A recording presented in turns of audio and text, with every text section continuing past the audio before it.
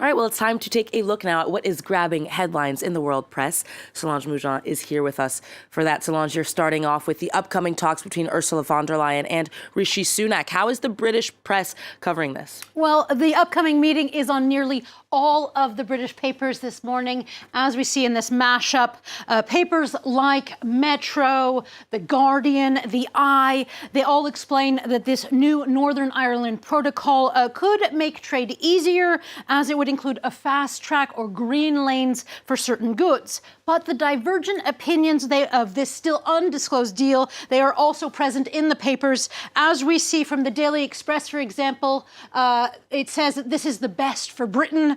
Meanwhile, the Daily Mail, it wonders whether the British Prime Minister can actually sell this to hardliners. Now, Rishi Sunak has pleaded, as the Times tells us, that the EU has made, quote, big, far-reaching concessions, but we don't know yet if MPs will actually be able to vote on parts of the deal, as it's not yet finalized. But as The Guardian notes, Sunak is still facing what it calls an extreme tough political sell to Tory Brexiters, to the DUP, and it's also creating fears of another civil war of sorts among Conservatives.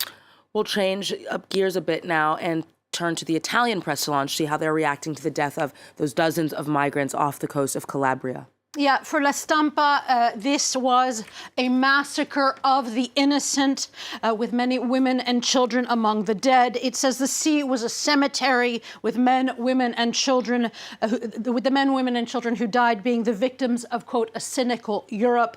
And in this vein, the Italian cartoonist Marlena Nardi and the cartoon movement say Prime Minister Giorgia Meloni's condolences, quote, clash with her careless migratory policies which fine NGOs for rescuing the shipwrecked.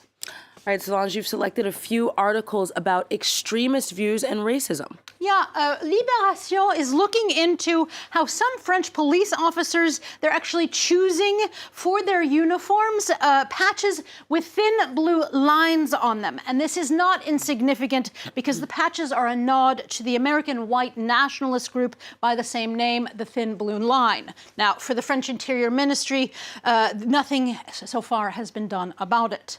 Now, sticking with racist views, USA Today tells us that the cartoonist behind the syndicated Dilbert comic strip, which USA Today used to publish, well, they have dropped him after a racist rant where he called Black Americans a hate group.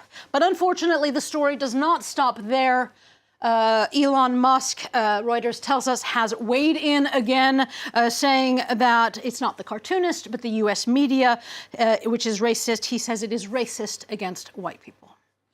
All right, finally, Solange, you're looking at some press coverage of artificial intelligence. Yeah, the Washington Post tells us there is a hot new job in the tech world, or a person who prompts AI systems like ChatGPT to produce the exact results that are desired. And being an AI whisperer, as it's called, is actually pretty lucrative. One might have been useful for a group of knitters and crocheters. The Guardian tells us how TikTok users are increasingly asking ChatGPT to create, and things like it, to create knitting and crochet patterns. Two very mixed results. A request for a toothed whale or a narwhal was, quote, a monstrosity or a weird mix of accurate and very, very wrong. All right. It sounds like it'll take some time for that technology, or at least that part of ChatGPT, to be developed. Solange Moujon with the Press Review. Thank you very much.